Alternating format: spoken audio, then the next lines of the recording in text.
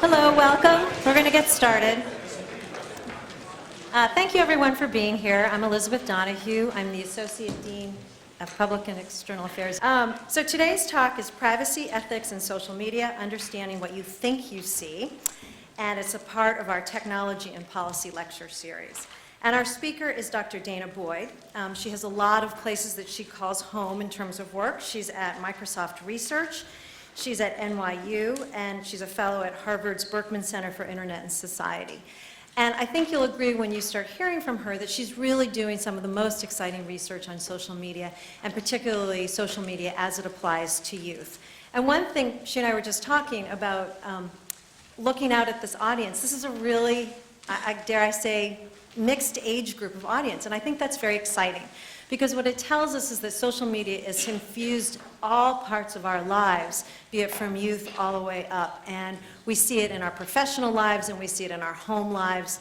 And so I think today's talk is really pertinent, because those of us who are more on the observation end, as I said, I have 3 teenagers at home, are perpetually sort of going through the, should we be worried about this?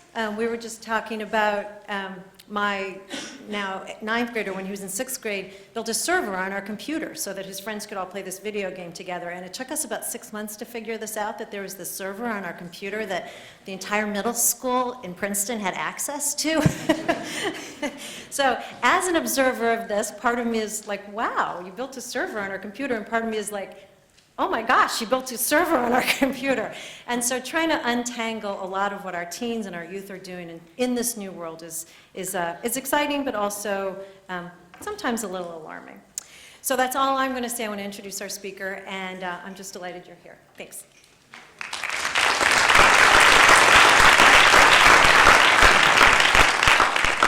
Thank you all so much for coming out and listening to me talk. I'm going to do my best to weave through a bunch of different stories at a bunch of different levels that hopefully will be of interest to you. And I will then go to question and answer, which should allow us to go into different areas that you think are interesting. I want to begin by saying that I'm an ethnographer. I spend most of my time really trying to understand everyday cultural practices and map them in a way where we can make sense of things that we're seeing as technologies infuse different parts of everyday life. Most of my work is with young people. That means I've spent a lot of time driving around this country, hanging out in IHOPs, sitting at Mickey D's, spending late Friday nights at football games, and talking to young people about all the ways in which technologies shape their lives. I'm going to talk about it in light of some of the issues about privacy and some of the ethics that we have to deal with when we look at the data that we can see. But before I do that, I'm going to give a frame for thinking about it. This is sort of, I know that there's now both an academic and a public audience. I'm going to try to weave that both together and talk about it through the frame of networked publics. And I'm using this, making a lot of references to these notions of publics that have long-standingly been argued or contested within scholarly worlds. Publics both as spaces that can gather people for a variety of different political and social activities, and ways of understanding networks of people. And part of what I've been dealing with is thinking about how we can understand the intersection of technology and these narrative of publics that emerge. And so I think about networked publics both as the kinds of publics that are restructured through technology such that they are the space that's constructed, the spaces that come together that create the publics, and the networks of people that are networked through technologies that make up audiences or communities that come together simultaneously. And the reason that this becomes important is that we start to think about the things that we take for granted in everyday publics, the kinds of dynamics that we assume because we're used to a way of unmediated interaction. And I'm going to talk about 4 different affordances that come with a lot of technologies, that become normative with technologies, that really challenge the ways we think about different kinds of practices. And as a result, I'm going to give you a hint of 3 different dynamics that I'm interested in, and then we'll go into privacy. Now, the first big affordance has to do with persistence. Persistence is something that is often valued by technical communities because you want the idea of keeping things to stick around. We think about recording bits. And we see this happening as a way of actually sharing information around keeping servers up, etc. But persistence is not something that we take for granted in everyday interactions, right? What you say sticks around for a long time in a lot of online fora, right? So the things that I wrote when I was 15 that I thought were really funny on Usenet are still there, right? What that means is that changes how we interact with kinds of information. It changes how we think about publics because it changes the temporality of them. Another key affordance of a lot of technologies has to do with replicability. You can copy and paste bits and atoms, and it's very you can copy and paste bits. It's very different from atoms. It's very difficult to understand the difference between the original and the duplicate. This is a great way of spreading information, and it makes a lot of technical sense.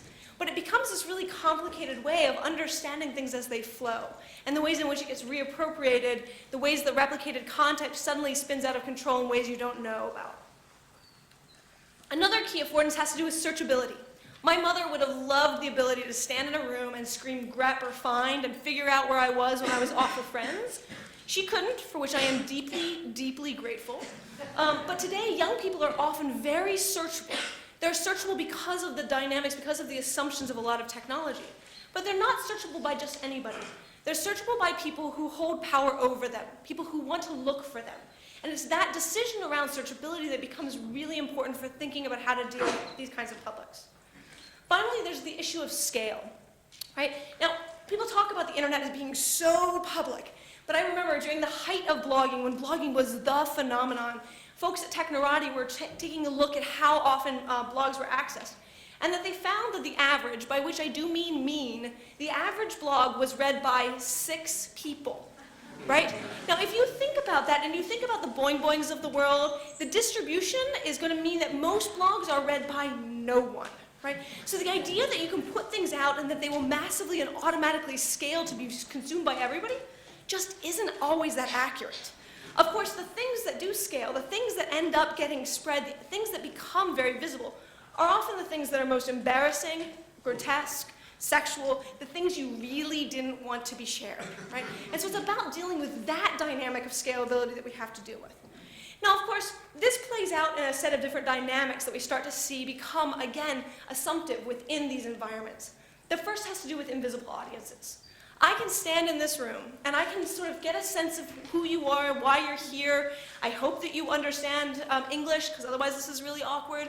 We have an idea of the time. We understand it's cold outside. We can make a lot of references to what's happening here because you're an audience that we're interacting with in a real time. Meanwhile, there are cameras happening all over the place, right? There are audiences that I have no idea when they're consuming this, why they're consuming this, what they take this to be, if this talk has been chopped up into pieces, right? So I'm used to conveying myself to an audience where I look out to you for you to nod along and let me know I'm doing the right thing. But I'm also having to deal with the imagined audiences, the audiences that I very much construct in my head by who might be behind those. In a mediated environment, we spend a lot of time imagining our audience because we don't necessarily have the ability to see our audience. And it's that tension that creates a dynamic that's really interesting. Another tension that becomes really fabulous to think about online has to do with the collapsing of contexts. Again, we're in this room, we understand this to be Princeton, we understand what a lecture is. I'm supposed to stand here, you're supposed to sit there and pretend to pay attention, even when it's really boring, right? That's the role we've set up in this dynamic. But part of online environment is that we often don't know what the context is, we're negotiating it. And again, it gets complicated when you think about persistence, or when you think about things spreading. Right? But what happens when you've got these worlds that come together? How do you navigate this? This happens in unmediated environments too. We just usually think about ways to get around it, right? Think about the canonical wedding. The wedding is about bringing together different contexts, seating people through scripts, and plying them with alcohol, right? We haven't quite figured out what the digital equivalent of alcohol is as the way of coping with these kinds of context collisions. But it becomes a dynamic that becomes part of everyday environments. Finally, the one that's sort of going to drive this talk has to do with the blurring of public and private. Right? These ideas of, is this space public? And by which I mean, is it government public? No. Is it public as in everybody? Which everybody? All of these dynamics. How do we understand private? What is private? And of course, I'm sure that there are legal scholars in this room who have seen those debates over many years. That's a really hard thing to deal with. But what we know is in an online environment, these things get blurred. And here's where I'm going to dive into the dynamics specifically of privacy. Now, a lot of what drives my research at different points is to start with things that become contested within public conversations, right? And I love myths. There's nothing more fun than myths. And one of the myths I spend a lot of time dealing with is the idea that kids these days, they don't care about privacy because why else would they spend so much time online? And I was like, that doesn't really resonate with what I'm hearing on the ground. So I decided to dive into it. The first thing to realize is that a lot of young people have chosen to be in a public, which is different than choosing to be public. And it's that tension that becomes important as we go through this. I'm going to start with a quote from a young woman named Bly Loretano Werner. This is one of the quotes that sort of drove me to this set of conversations. Bly was actually speaking on youth radio with her mother. They were going back and forth. And she was complaining to the public audience. She was saying, "My mom always uses the excuse about the internet being public when she defends herself," by which she's referring to the idea that her mother looks at all of her posts, right? She's like, "It's not like I do anything to be ashamed of, but a girl needs her privacy." Right? And they go back and forth, mother and daughter, just being like, "Don't you understand? This is my space, not your space. This is where I'm with my friends. Get out." Right? Which should sound very familiar if you're a parent. You might have heard this a few times before. So the idea of having a space or a place that they can be a part of a network becomes really important. But that doesn't necessarily mean that it has to happen in private encounters. So how do we understand what has changed, how these things are playing out? Part of it has to do with a set of very simple defaults that have changed technically, that have resulted in the idea of things being much more visible. If we have a face-to-face encounter, right? Ed and I are talking out in the hall. Most of the conversation that we have is going to be private. Not because I'm going to tell Ed it needs to be private, but because it's too boring for him to bother telling anybody else, right? So it becomes private by default, and he has to choose what to make public, what to actually publicize, by deciding what is interesting enough to spread, right? And that is a choice, and by and large, we can assume that most things fall off the wayside, right? They're not that interesting. But because of a lot of how technology has been designed to make things very, very visible, we see a shift in things. We see a shift in those defaults. It is far easier in many instances to make things much more public and then to choose what to constrain, so it becomes this culture of public by default, private through effort. And indeed, this is what I see with young people as they're navigating these spaces. They choose to put things available to all of their friends on Facebook because dealing with the settings to figure out how to make something private is too much of a headache, and besides, that content's not interesting enough to try to narrow down. You might as well share it and let somebody filter it at the other end. And that's how we've created a dynamic where we assume that putting out your breakfast, share with everybody. Then choose you want to have a really intimate, embarrassing conversation, then you switch to text messaging, right? And it becomes a choice of communication mode rather than necessarily figuring out how to deal with settings in a very public environment.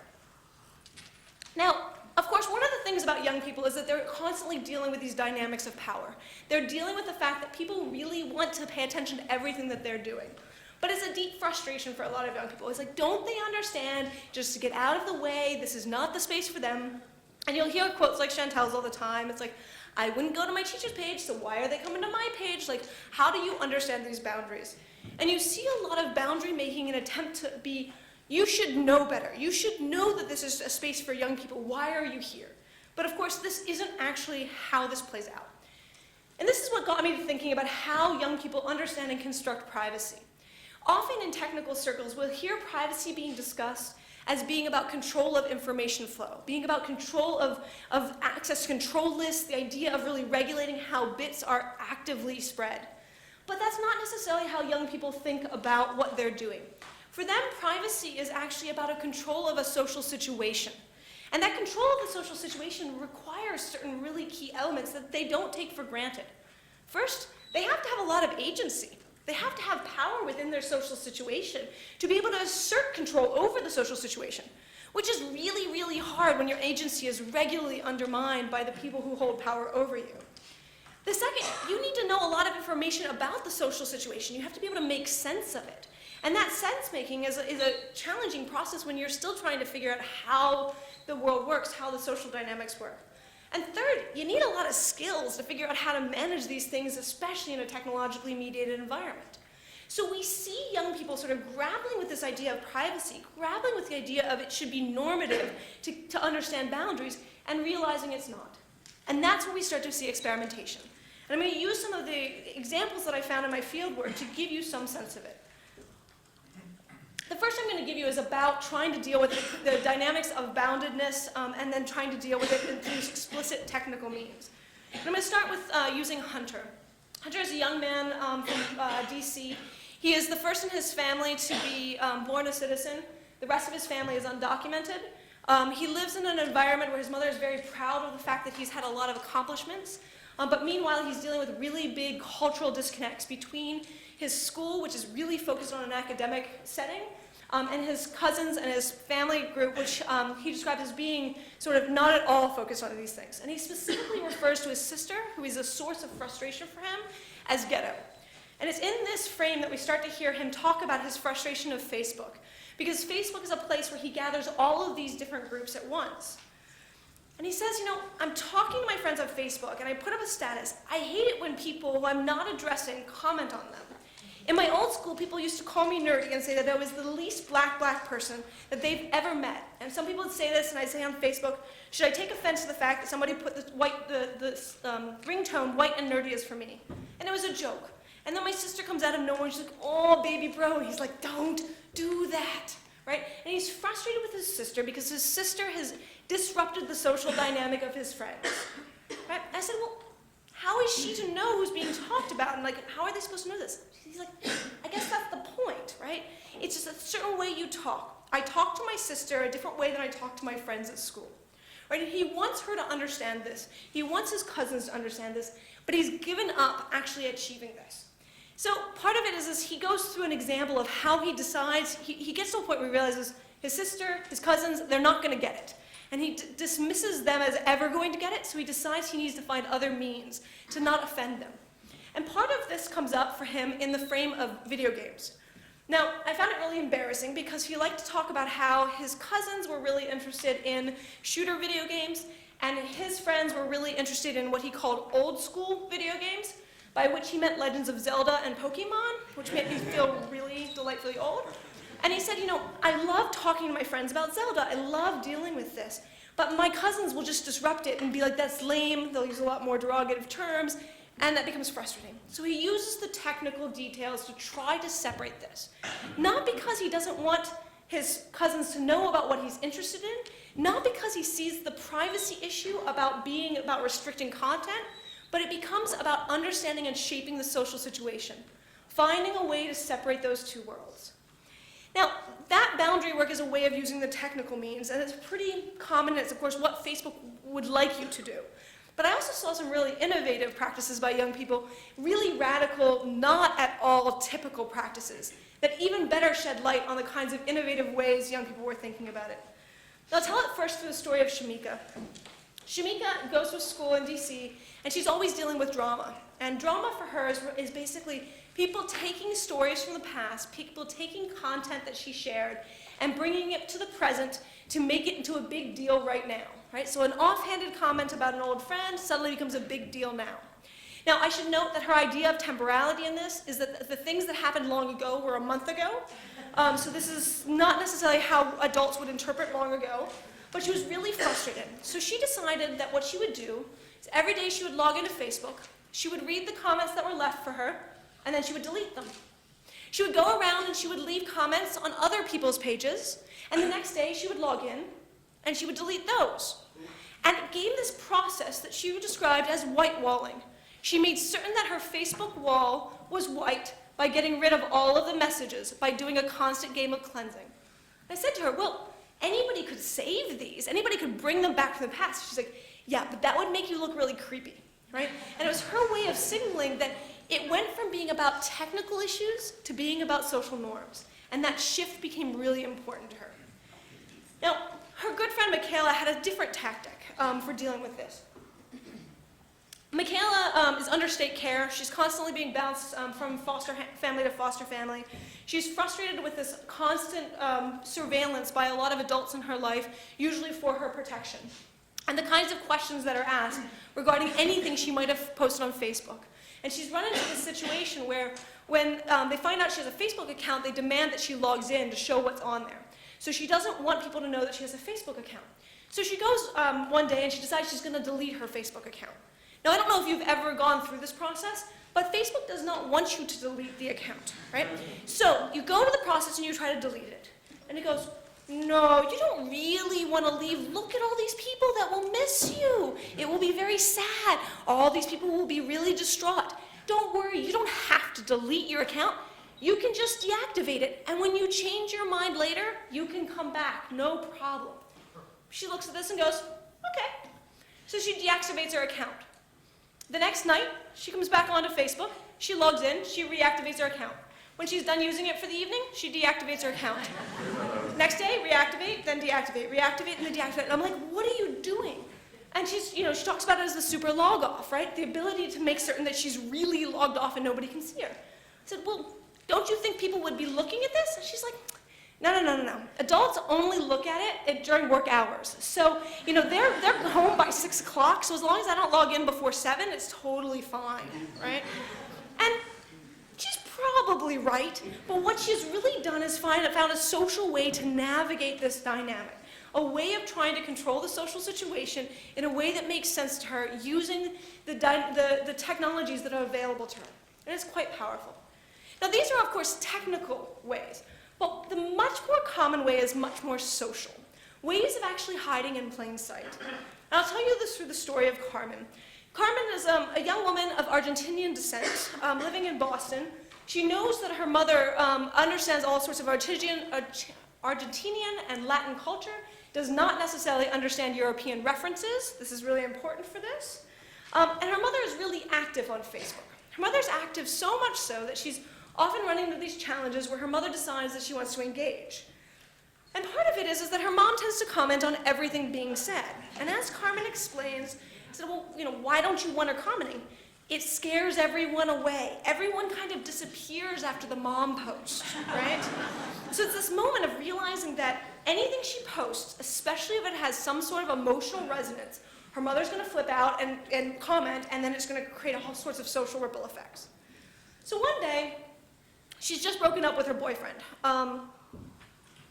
She's in a social situation where she can't actually get together with her friends, and she wants to find a way to express her frustration and her sadness about the loss of this relationship to her friends. Now, she's a teenager, so her initial instinct is to figure out the perfect song lyric to express all forms of emotion. Her thoughts are of some very, very sappy, emotional song lyrics, but she knows that if she posts them, her mom will think she's suicidal. It's happened before, it's a problem. Right? She wants to find a way to tell all of her friends that she has had a lousy day and that she really needs their support, but she doesn't want to tip off her mom. She and her friends had recently had a sleepover, so she decides to use song lyrics from a film that they had recently seen. And she posts the song lyrics from Always Look on the Bright Side of Life. Now, for those who don't know the very geeky Monty Python reference, this is a song sung during the life of Brian when the key character is being crucified. It is not a happy scene, there is nothing positive about it, but the song lyrics seem so happy, right? And so she posts this. Her mother immediately jumps onto Facebook and says, "It looks like you're having a great day." And her friends immediately text her, right? And this is this way in which she has successfully signaled to all of her friends what's going on while keeping her mother completely in the dark. Now, the way I like to think about this is through the frame of social steganography. Now, steganography is an old crypto term. It's the idea of hiding in plain sight. It goes back to an idea where ancient Greeks would tattoo messages on the slaves of their heads, let their hair grow out and send them off. You had to know what you were looking for. You had to be in the know at some level. Young people have used this tactic, not unlike a lot of other dissidents and other political protesters, to find a way to deal with power and authority, to find a way to make certain that they could actually communicate, share information, but only certain people could make sense of it. It was only legible to certain people.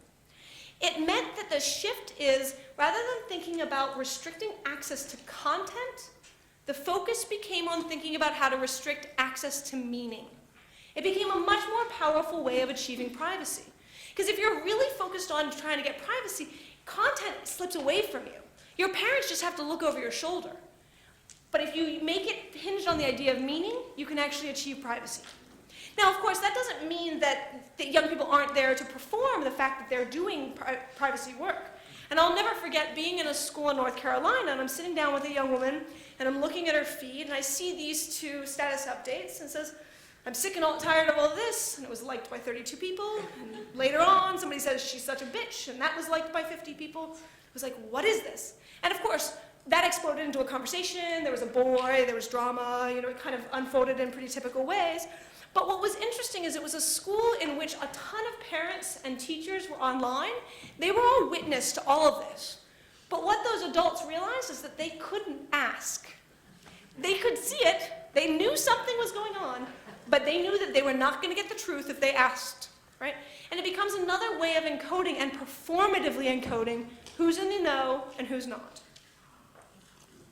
All right, so let's take that idea, the ways in which we're seeing young people sort of grapple with and deal with aspects of privacy, ways of achieving it, and think about it in light of the visibility of what we think we see. Now, part of my interest in this is a fascination with the issue of bullying. There's amazing amounts of data that have been produced by scholars over a long period of time suggesting that whenever you stabilize a measure of bullying, bullying is actually not on the rise as a result of the internet. More interestingly, there's a lot of scholars who've been really comparing today young people's understanding of bullying as it relates online and offline, and consistently across multiple national surveys find that bullying is worse face-to-face, happens more frequently, and has greater social consequences. So why are we having a cyberbullying panic? So I started really looking at young people, talking about what was going on, trying to make sense of it, and I realized something very important. If your child came home with a black eye, you knew he got beaten up at school. But if he came home grouchy, you didn't necessarily know what was happening. What happens with mediated technologies, especially because parents feel the right to look in and pay attention, is that they see every act of meanness and cruelty, every act of drama. They see the visibility of it, and they interpret it all as bullying. And you see the parents panicking because they think it's so much worse. Now, this doesn't make bullying a solved problem. It's a huge problem. But there is something about the visibility and the obsession with solving the technology rather than getting to the core underlying issues that became really interesting to me. And I started thinking about it because we see this moment of where parents get to see things, where things are made visible, but at the same time we see these moments where things should be visible and aren't. And I'll give that through the example of a young woman named Tess Dunn, who killed her mother in Colorado. And what was interesting, of course, is this was the height of MySpace moral panic. So the press ran a great set of news stories saying, girl with MySpace kills mother, since that, of course, is the reason she killed her mother, is because she was on MySpace. But I actually went to her MySpace, and I started looking at a lot of her content. And for a year and a half, she had documented the abuse she was facing at home. Her mother's alcoholism, her attempts to run away, her frustrations, her confusion, her love of her mother, all sort of emotional twists. And you could see this build up, and you could see it becoming more and more of an issue. I realized that a lot of her friends were not doing well and were not getting social services support. So I started reaching out to them with the express intent of making certain that they had support as they were going through this. And in doing so, I talked to one of her friends. I said, you guys saw this. Why didn't you report it to the school? I said, oh, no, we did report it to the school, but the school blocked MySpace. And so they said it was not our problem. I was like, huh. As the reports came out, as the case went to trial, we learned that actually the school had seen her come to school with black eyes, with abuse marks. They had reported it to social services. But by the time social services investigated, they said that there wasn't enough evidence to prove that she was actually being harmed. Right? You have this odd moment of this idea of these technology making something visible, but people also deciding when and where to look. Another flip side to visibility. Meanwhile, in light of a lot of the visibility, we see these dynamics as people try to encode really unhealthy practices in light of a constant struggle around power. I think about this in light of the history of the pro-ana culture. For those who aren't familiar with pro-ana, it refers to the notion of a pro-anorexic lifestyle. A belief that anorexia is not an illness to be solved, but a way of living, a way of control. And what's interesting is that anorexia started getting blocked by technologies, right? AOL actually spent a lot of time trying to block references to anorexia. So what popped up was young people talking about their friend Anna, talking about how they spent the day with Anna, how Anna and they were getting along really well, or they had a really crappy day with Anna, and you started to see all this encoding. So again, things are visible, but they're not visible. They're more complicated than that. Now, part of what makes this difficult is you're not necessarily aware of what you're seeing, because you're living in a world of social media where you see your version of it, and yet things are very highly networked, and we start to see this moment of technology allowing us to see into the lives of other people, but not necessarily knowing how to interpret it. And that comes back in particularly challenging ways when we start to think about the massive diversity on social media. Now, I think about this, and there's this sort of strain of visibility in light of a particular set of rhetorics that come from Silicon Valley focused on the importance of radical transparency. Radical transparency is the idea that if you just put everything out there, if you're just more visible, all problems around inequality will radically go away. We won't have to worry about them. You know, it's the classic, if gay people were more gay in public, we would not have a problem with intolerance. And it's a really hard challenge to deal with because it's the idea that if people were just forced into the public, that we would solve a lot of these problems. Now, I like to think about this in terms of the personal consequences that these kinds of decisions have to people. The personal consequences about thinking about visibility, especially in light of technologies that will render people visible at uneven levels. One of the cases that I like to think about goes back to the issues of LGBT communities, and particularly the culture of outing, which is a very contested dynamic within the queer community. And I think about it because it's really about grappling with the issues of the morality for the collective and the dynamics of helping everybody versus the consequences for the individual. And the case that I think so beautifully highlights this and is particularly relevant to those interested in issues of privacy has to do with the case of Oliver Sipple. In 1975, Oliver Sipple was living in the Castro in San Francisco. He was very out within the queer community. Everyone knew who he was. They knew he was gay. But he was not out professionally. He was not out to his family. And at that time, the sitting U.S. President Ford came to San Francisco to meet with a bunch of people. And there was a situation where Sipple was out in public and saw that a woman was trying to assassinate the president. This is actually an amazing shot as this was happening. He has a Marine training. He managed to recognize the situation. He pushed the woman. The shot went wild. Nobody was hurt. And he was held up as a hero. It was a great moment. And the San Francisco Chronicles came to him and said, "We want to cover this." He was like, "Great, can we not talk about the fact that I'm gay?" They went, "Okay, no problem." And then along came Harvey Milk, who was a well-known and highly respected activist within the queer community, who made a decision that the public needed gay heroes. So Harvey Milk decided to talk about how Sipple was gay very publicly. The White House distanced themselves from him. His parents disowned him. He lost his job. It devastated his life. What's interesting, when the consequences sort of played on over time, he ended up gaining massive amounts of weight. He became paranoid and suicidal. He died at the age of 47. And part of the friends recalling his death was him talking about how much he regretted his acts of heroism, how much he regretted being forced into the public eye and having his entire world turned upside down.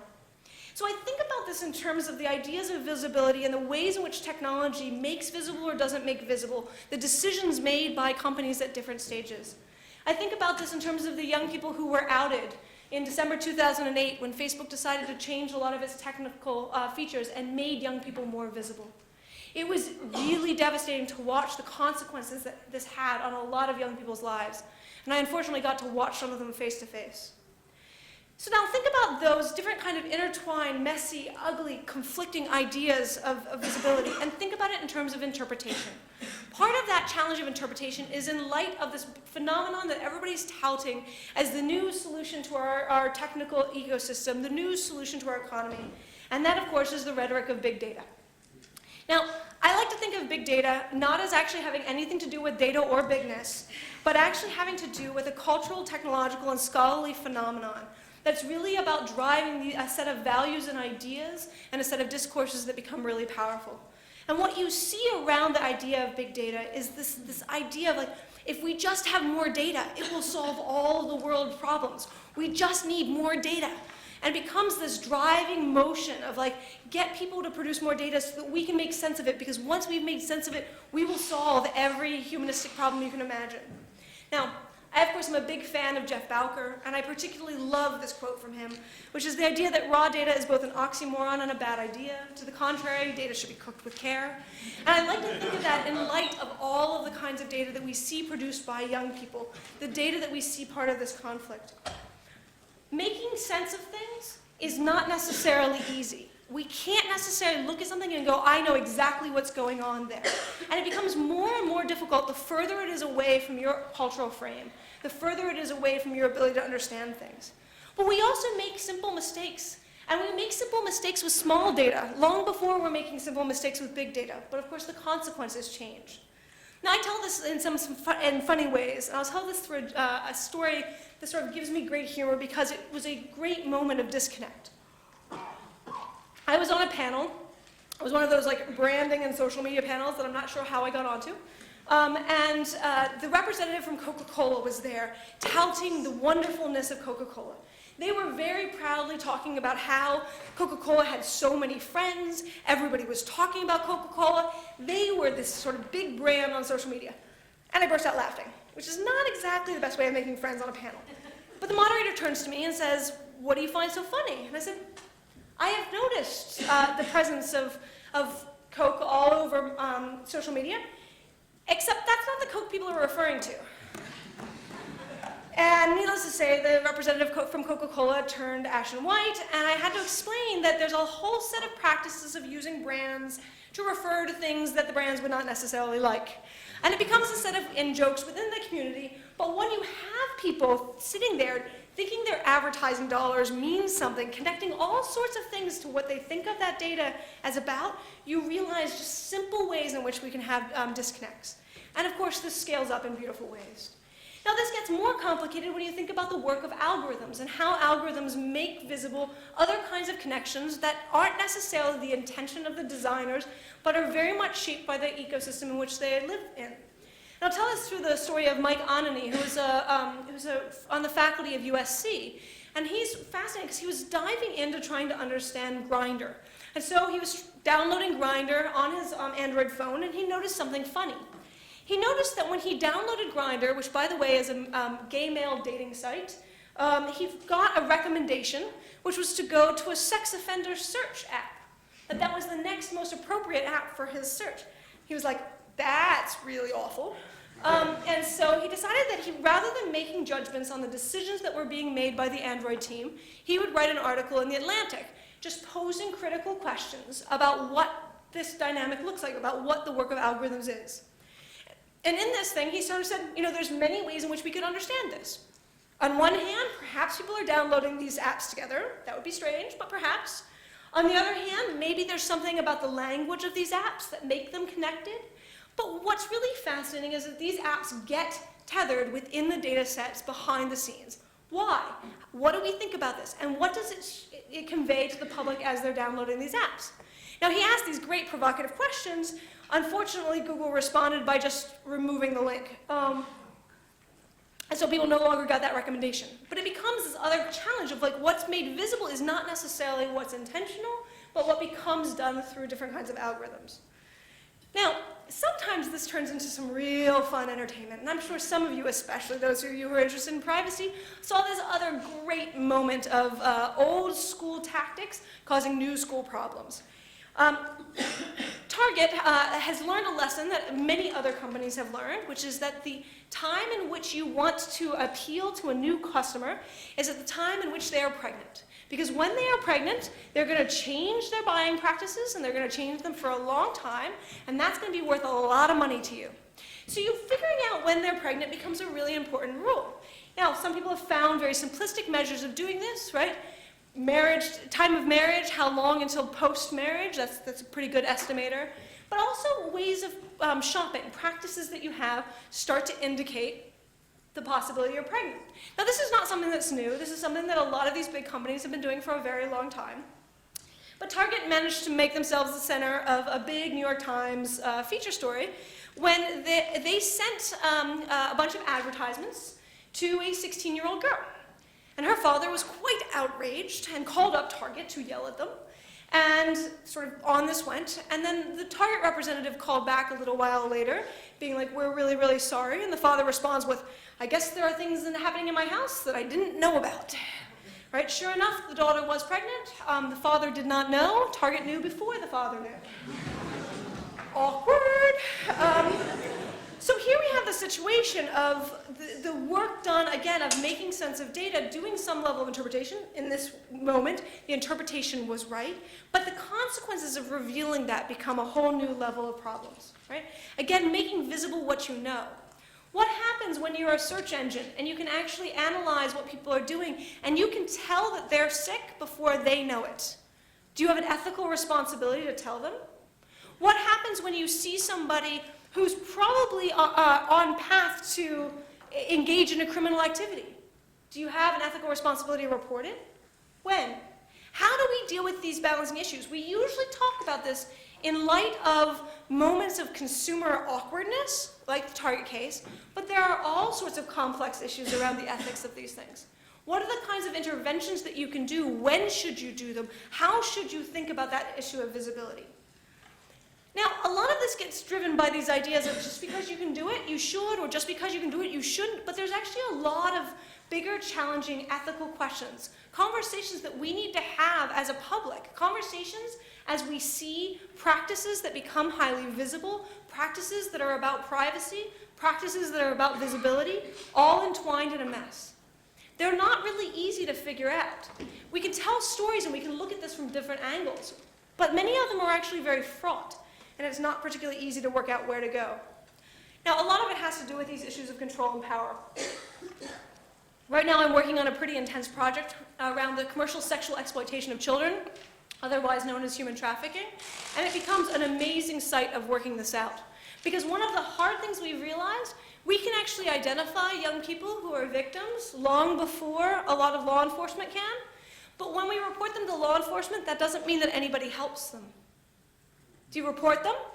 If you report them, they're likely to be arrested, which actually ends up making their lives worse, and they end up being in the life a lot longer. Do you report them? It's a really hard set of questions because we can actually make sense of data that we don't necessarily know what to do with. Meanwhile, we're all participating in these social environments. We're seeing into the lives of people who aren't like us. We're making judgments about the world. We're making these decisions about our kids and what our kids should and shouldn't see. How do we deal with that level of visibility? I'm going to skip this and say, I'm sorry, Lessig is a whole separate conversation. But what do we do when we think about the ways in which this data is networked? Because another part of the challenge has to do with our legal conversations around data. We think about data in terms of individuals, but how do we deal with the idea that our data is actually networked to different people? What happens when those networks become really visible? So I'll say this in an example of 23andMe. I don't know how many of you have ever taken this test, but one of the things that's fascinating is that you get genetic information about yourself, which requires a basic understanding of statistics, which makes it a really complicated thing, unfortunately, but it basically returns back probabilities for a variety of different illnesses. But what's interesting about it is that I've just turned over my data, my genetic code, my genetic information, but it's not just mine. I've just turned over the information of my mother, my brother, children that I don't yet have, right? How do we understand all of this data as it's networked? That's also true for the social data that we're dealing with. You don't have to be on Facebook for Facebook to know that you exist. In fact, your friends have all actually made your existence there without you even being present. So how do we deal with the fact that we live in a data environment that's not just about discrete individuals and narratives of privacy that are about the individual, but about these different kinds of network dynamics? So part of what I leave you here with today is that we have this information coming in. We're making sense of it. We're participating in it. We're living in a world of data. But how do we make sense of what we see? And what do we do with it once we have that data? It's not an easy set of issues to deal with. And with that, I will go to questions and see where you're at. Thank you very much.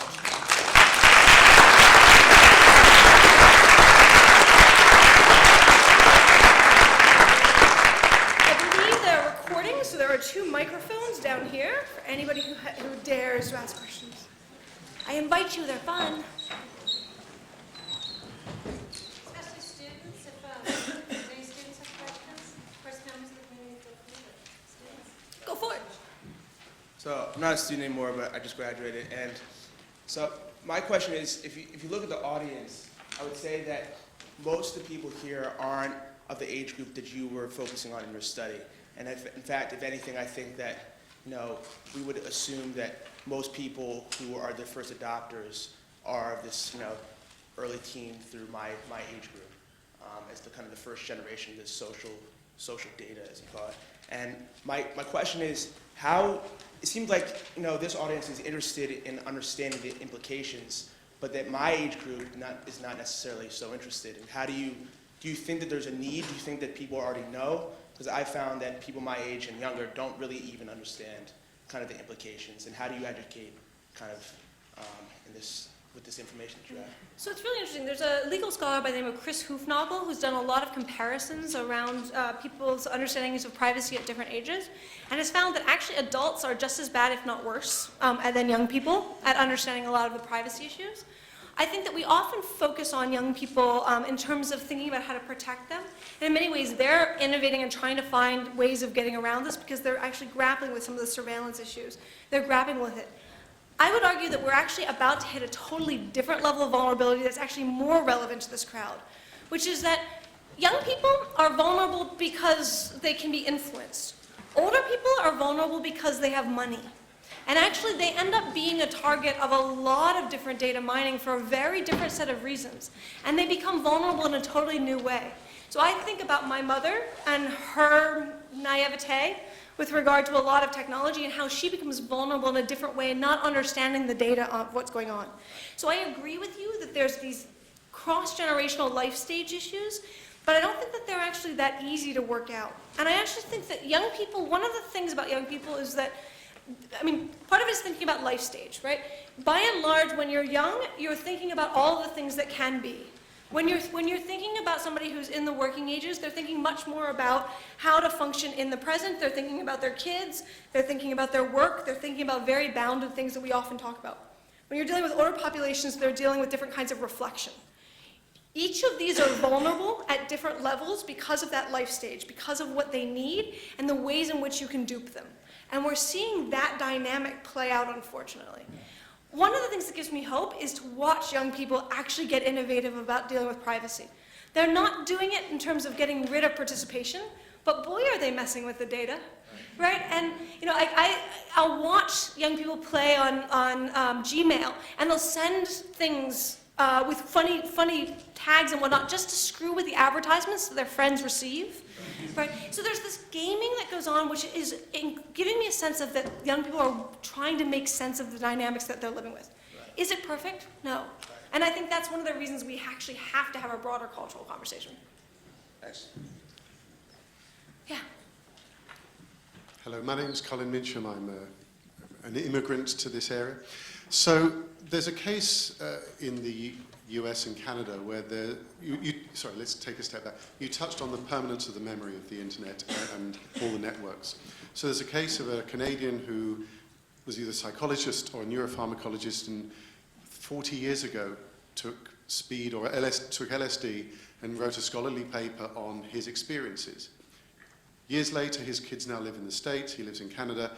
The immigration officer Googled him when he was trying to get through the border, and he's now permanently excluded from the US for something he did tens of years ago at a time when social media was not an issue.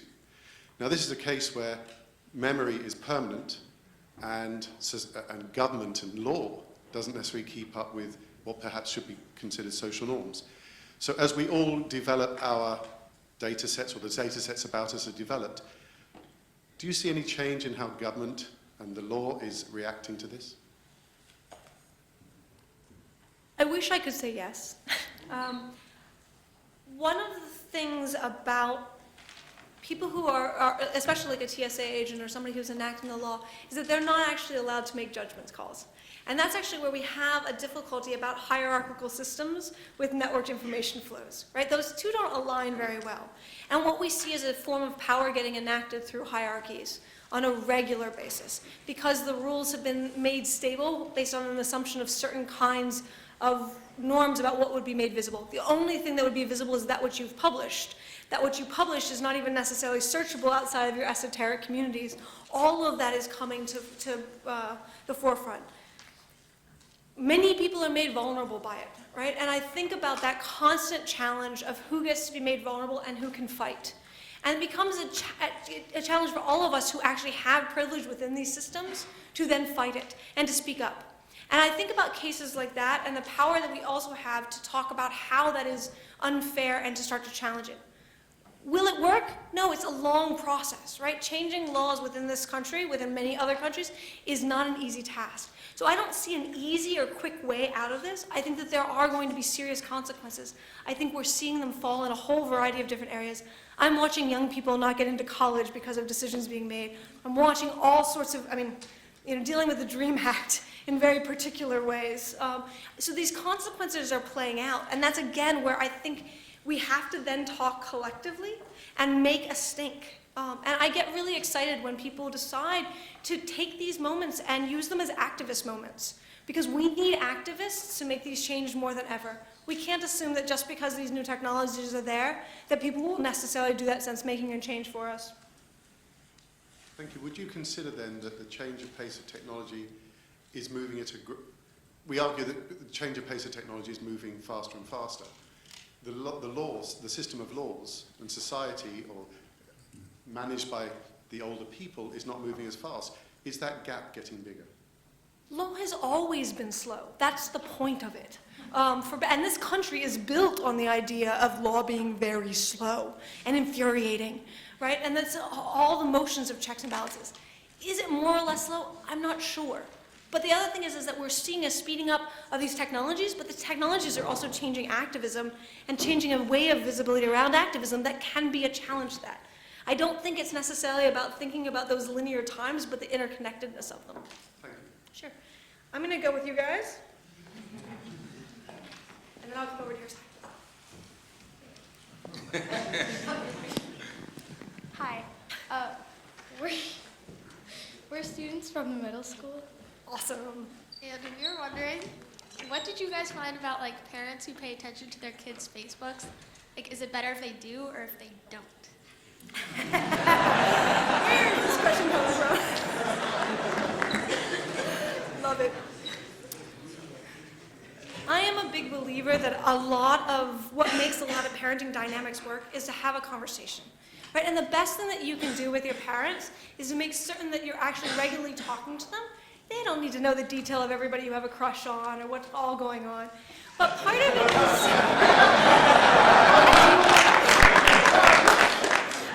it is actually to have that open conversation. I think one of the dangerous things that a lot of parents do, and I don't necessarily know to speak to yours, but a lot of parents actually think that if they can look in on Facebook, that they're keeping up with their kids' lives. But they often misread what they see, and they use that as a substitute for actually having a conversation. The most powerful thing is to actually have that dialogue. Talk about what's going on, talk about whether you're struggling with it, and see if it makes sense. Now, I'll sort of give a funny sort of anecdote that sort of goes back to this. There's a great anthropologist by the name of Jean Briggs, and she talks a lot about how young people learn morality. And she talks about it within the context of Inuits. And she engages with a bunch of Inuit culture that talks about morality very different than an American context. So imagine this situation. You go up to your mom and you're like, oh, I hate my sister. She's so evil, she's frustrating. And instead of your mom sort of going and be like, oh, I'll fix it, be like, well, why don't you kill her? Right? And usually you'll sit there and be like, that's not right, that won't work. Why not? Right? And you start to ask those hard questions. And those hard questions are actually some of the most powerful things to actually help a conversation between children and parents and to make certain that that dialogue becomes really powerful. So I can't tell your mom not to snoop. That's totally the dynamic of your household. But what I can encourage you is to have a conversation with her and make certain that it's an ongoing dialogue rather than it just being about the technology. Okay.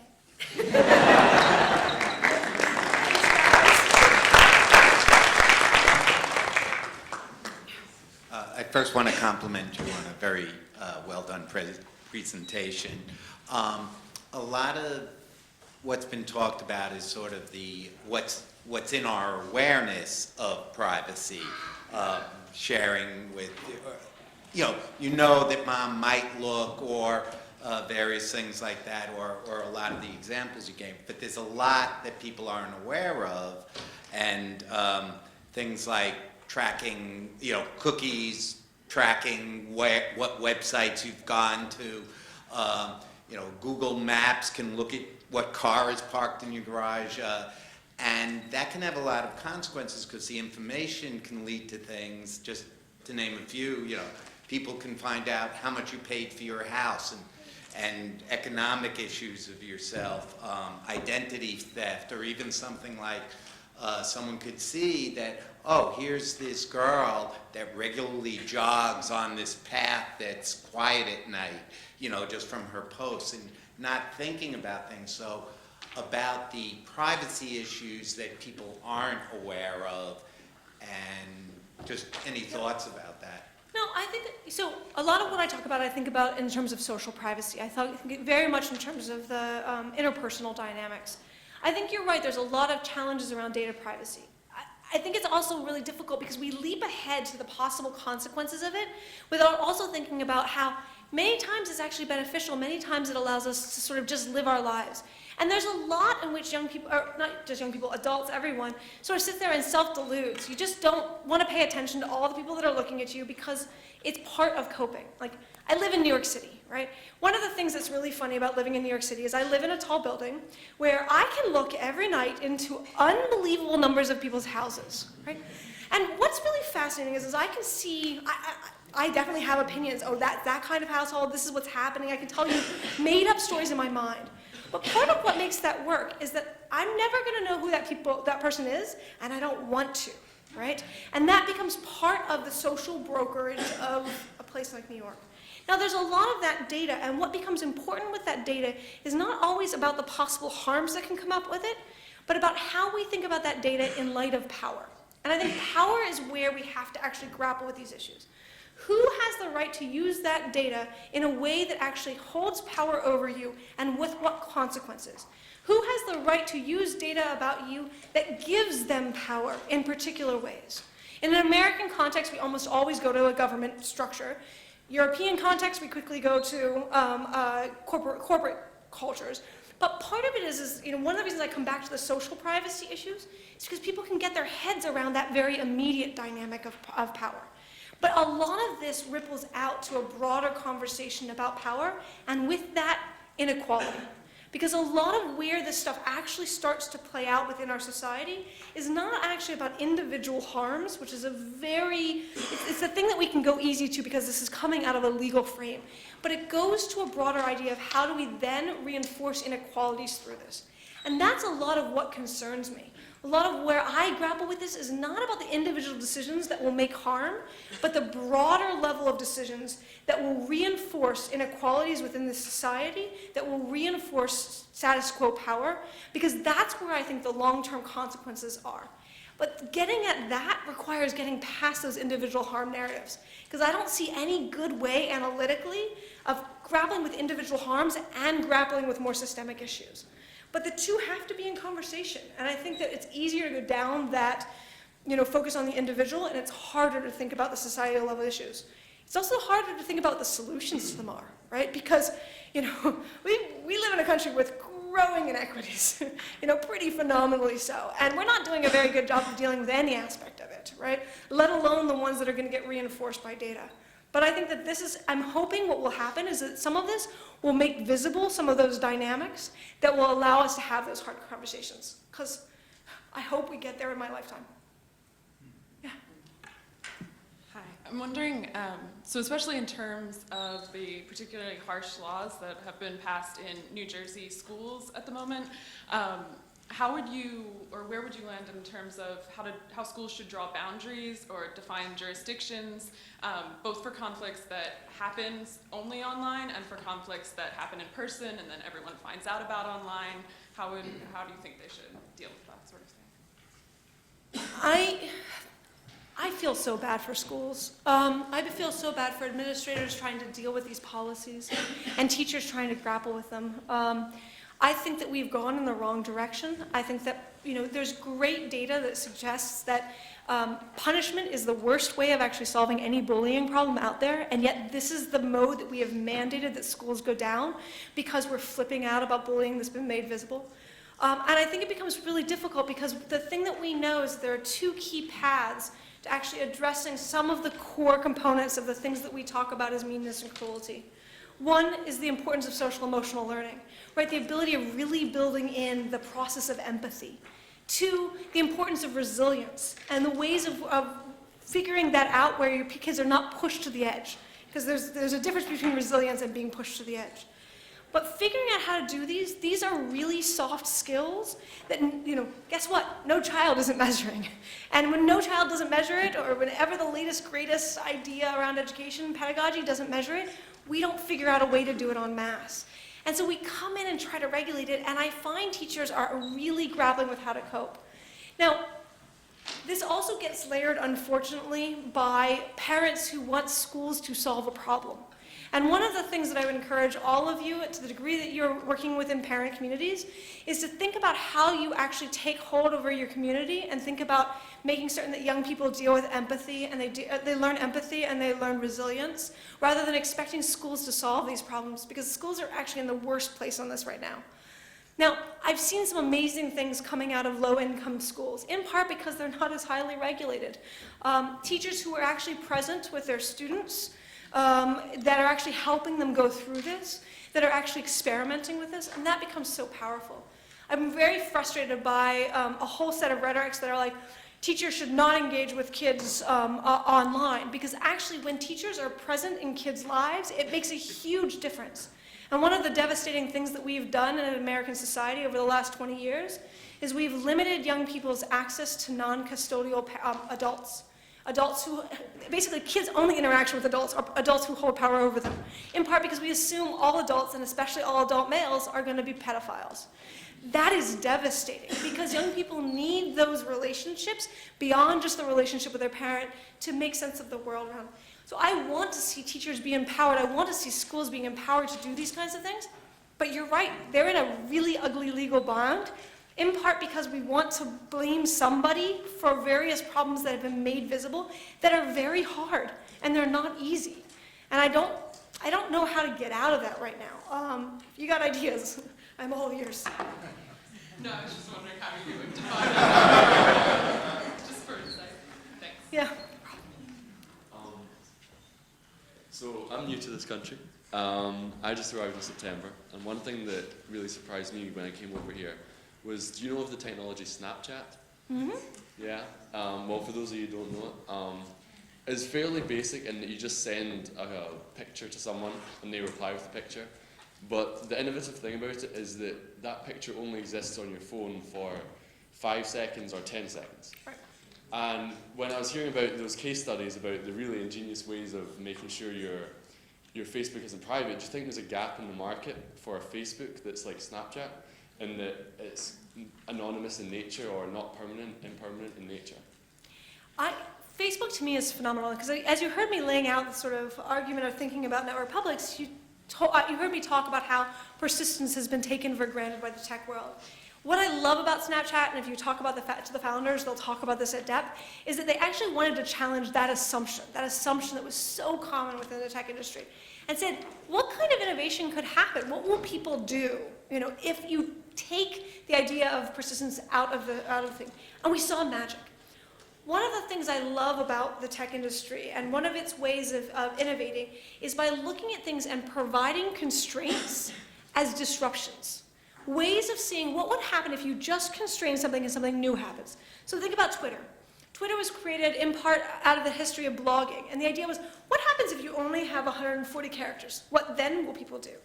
So I think that you'll see these kinds of innovations, and I don't think that it's necessarily about getting rid of persistence, although I'd love the idea of challenging it, but the idea of trying to disrupt all of the different kinds of assumptions that become normative, because that's where we start to see innovation happen.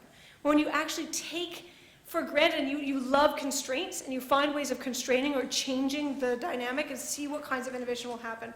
Now, Snapchat becomes difficult because, of course, the first thing that gets assumed, which is classic privacy rhetoric, is that if people are not wanting things to be persistent, they must be sharing naughty things, right?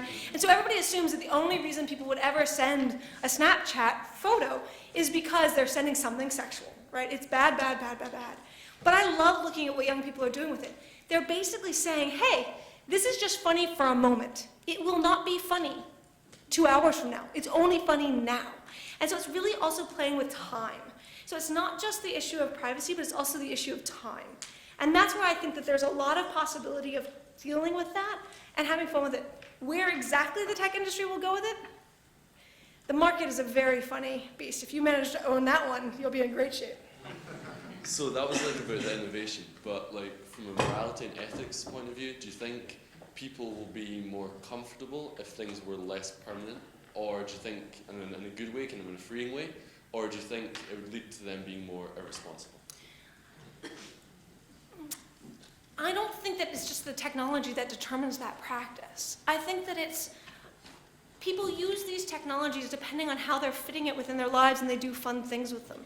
So I see these innovations and I see these moments not as automatically assuming certain kinds of outcomes, but as creating new opportunities for that kind of interaction. And that's what I think is really valuable.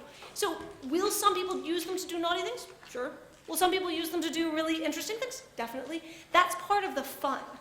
But I don't think that you solve a problem by just by changing the technology. I think you create an entirely different ecosystem.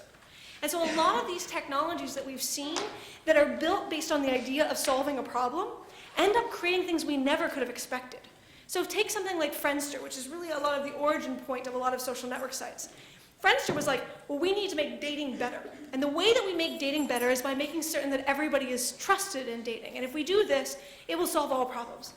What no one expected on Friendster was that bands would get in there and try to actually collect fans so they have fun with it. And of course, the creators of Friendster spent all their time playing whack-a-mole, being like, we will get rid of that bad behavior. You're not dating. You've got to be dating. And I think that's the worst way technologically to go about it. Yes, seeing something broken can give you a possibility for innovation, but you can never really predict what the outcomes will be. And it's part of watching as those things explore, as the social and the technical kind of intersect, that's where magic happens. All right, thank you. That was really interesting. Hi, as the mother of one of those middle schoolers and of another teenager here, I had a question. How would you suggest for young people to promote social activism in terms of what you've discussed today?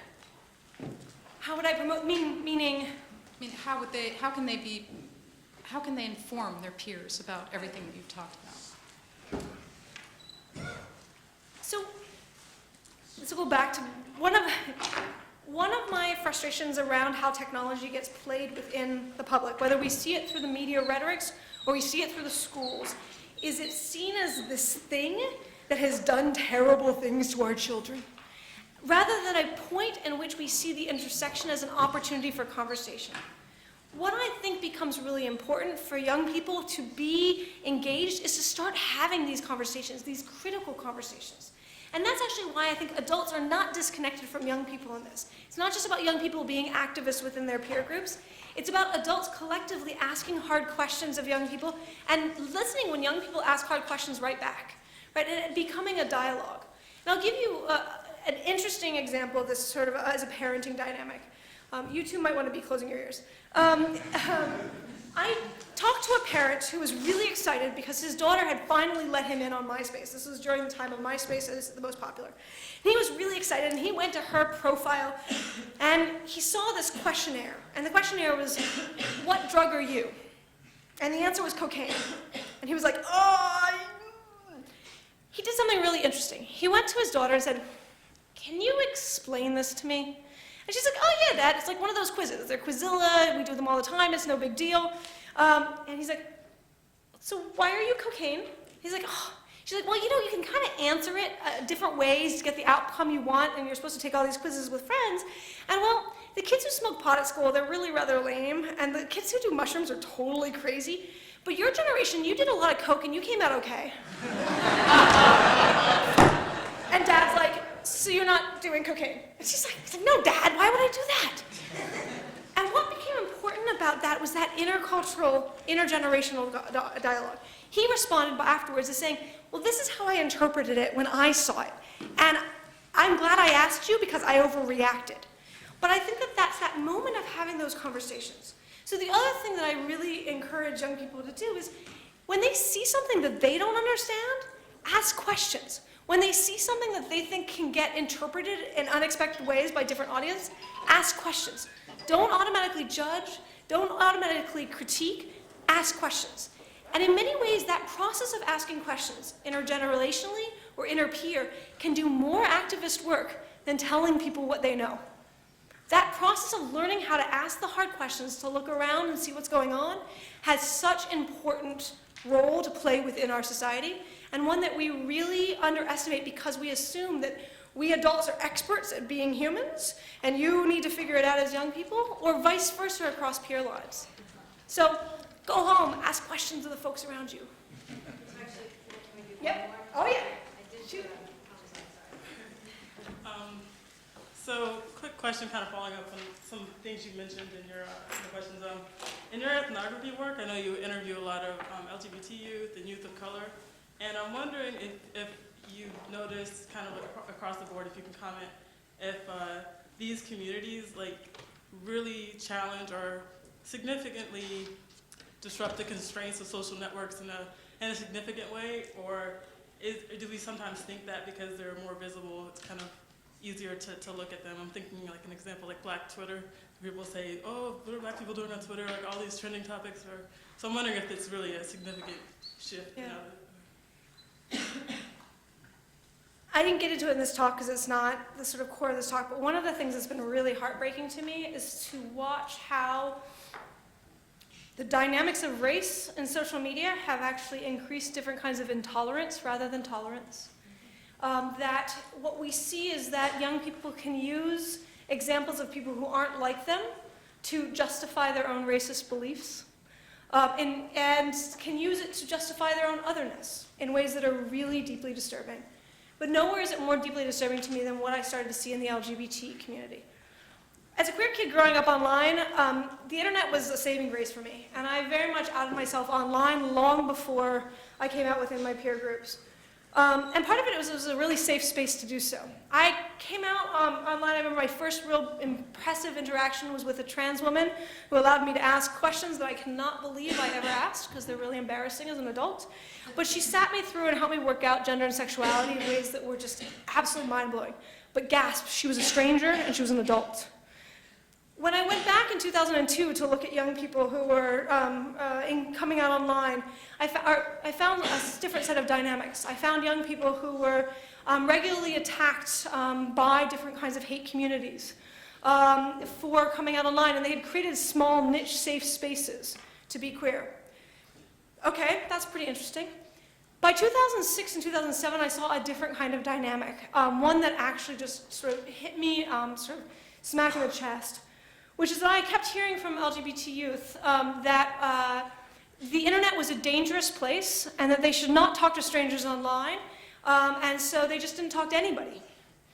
And the reason that kicks me, as I spent a lot of time with Trevor Project talking about how LGBT youth have actually saw a decline in suicide by actually building out networks that were really strong. So I saw this, I was like, this is really frustrating, this is really sad. And then the It Gets Better campaign started. And I can't tell you how frustrating that campaign makes me. The reason why is because what It Gets Better campaign did is it created a narrative, a highly mediated narrative, that went all over YouTube and that all sorts of queer youth who were trying to make sense of themselves came and grabbed onto. And then they made their own videos. And what they found was that there was no one there to support them. And so what happened is they made these videos online, coming out videos, and they had no support structure to turn to. And those videos were highly visible and ended up getting them more beaten up at school, more hurt. And I saw a rash of suicides by young people who referenced in their suicide notes their videos. That kills me, right? And so I'm really struggling with it, and I haven't made sense of all of my data around these things, and Trevor Project and I are going back and forth to figure out if we can actually measure some of this, because they saw a scary spike in phone calls connected to It Gets Better, suicide phone calls. How do we deal with this? How do we deal with the idea that these technologies have made things more visible?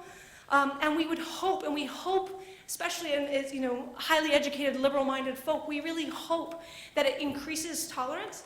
But one of the things I'm really grappling with is I don't know that it is. And I'm actually really struggling with the fact that for a lot of young people, I think it's made a lot of things worse. And I don't know how to make sense of that yet. And on that dour and depressing note, I want to thank you all and have a great